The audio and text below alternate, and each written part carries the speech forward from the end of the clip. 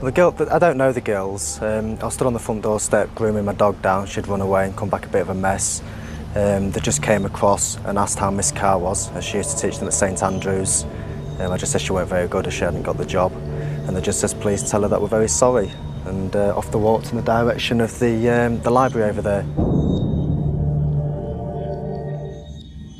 The Soham murders were a double child murder committed in Soham, Cambridgeshire, England on August 4th, 2002.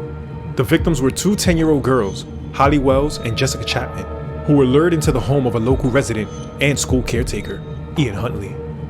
He murdered the children, likely via asphyxiation, before disposing of their bodies in an irrigation ditch. The search for Huntley and Jessica in the 13 days of their disappearance has been described as one of the most intense and extensive in British criminal history. The girls' bodies were discovered on August 17, 2002, lying side by side. What was discovered throughout this trial may disturb you. Welcome to Howtodealyt. Leave a like down below, subscribe if you already haven't, and share this video with other true crime junkies like yourself. Now let's begin. Ian Kevin Huntley was born on January 31st, 1974, in Grimsby, Lincolnshire, England. He was described as a mother's boy as a child, which would often leave him open to bullies. He got married to his high school sweetheart at 18. Following weeks of sexual assaults, domestic abuse, and a miscarriage, his wife announced she was leaving him. Shortly after, she started dating his younger brother and even married him. Even in his mid-20s, he would still form relationships with several underage girls, some as young as 11. He impregnated a 15-year-old, whom gave birth in 1998. He was 24. He had a long list of arrests and accusations for rape and sexual violence, which he would rebuke as consensual. But ultimately, all charges were dismissed due to lack of evidence. Rumors about his temper and nasty accusations were community gossip. In fear of being attacked, he would move around a lot. By 2001, Ian's proven and alleged criminal activities had been reported to the police on 10 occasions and to the social services on 5. On Sunday, August 4th, 2002, Jessica Chapman and Huntley Wells left their house to buy some candy from a vending machine at a local sports center. While the two 10-year-old best friends were on their way back, they passed the college-closed home of Ian Huntley, now senior caretaker at the local secondary school in Soham, Cambridgeshire. Ian evidently lured the girls into his house under false pretenses, saying that the girl's favorite teacher's assistant, his girlfriend at the time, Maxine Carr, was inside the house. Maxine was in fact visiting her mother in another town. Ian's motives are unknown, and later in his trial, he testifies that their deaths were accidental, that while helping Huntley with a nosebleed, Jessica began screaming. While trying to silence her, he accidentally suffocated her. Realizing that Huntley could now not leave, he instinctively knew that he had to kill her too. Maintain that the first one was a genuine accident. Second one, I panicked, and once she tried leaving the house, I realised I couldn't leave the house, and whilst I said in court that it was just, I acted instinctively, I knew that I had to stop her leaving the house. The cause of death of both girls were later ruled to be asphyxiation. Later that night, both set of parents reported the girls missing after the girls failed to return home past curfew. They was last seen in matching red Manchester United soccer jerseys. The hunt for Huntley and Jessica lasted for 13 days, and the search for their disappearance has been described as one of the most intense and extensive in British criminal history. Even David Beckham pleaded for the safe return of Huntley and Jessica on August 6th. The whole Manchester United team was deeply impacted by this case, due to the final photo taken of the girls, featuring them in the same jersey. On August 17, the bodies of the girls were discovered lying side by side in a 5-foot deep irrigation ditch.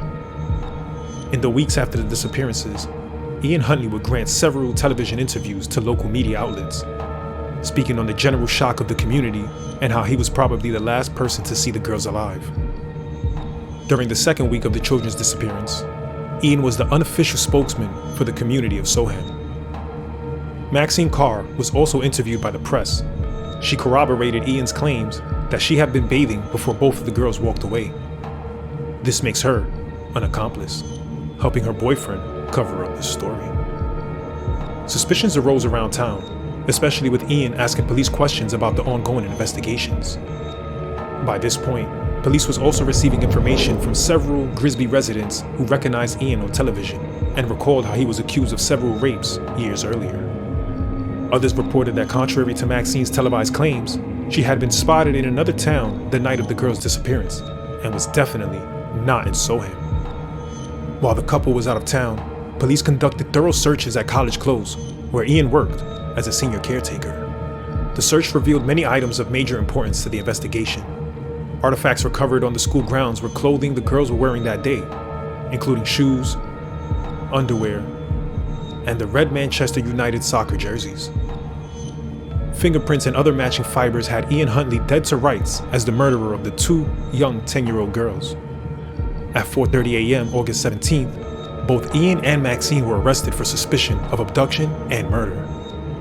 Maxine quickly confessed to the detectives that she had lied about her whereabouts and her partner's actions on the night of the disappearances, while Ian refused to answer questions and began to drool, forcing detectives to send him to the mental hospital to undergo a psychological evaluation. Maxine Carr, for knowingly providing a false alibi, was sentenced to 3.5 years for conspiring to pervert the course of justice. Ian Huntley was charged with double murder and sentenced to 2 life terms. I am so terribly, terribly sorry for what I have done. I'm sorry. I know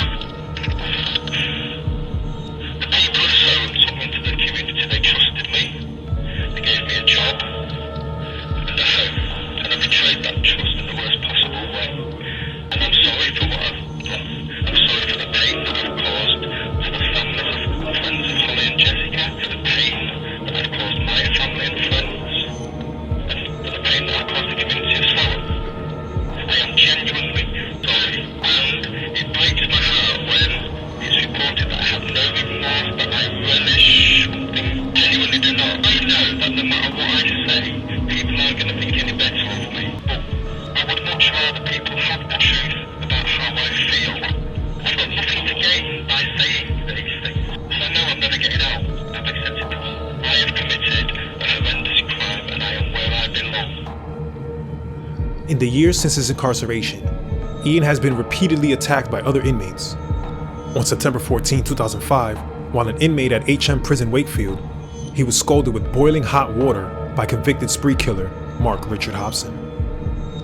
On March 21, 2010, he had his throat slashed by another inmate. It was non-life-threatening, but he still required hospital treatment.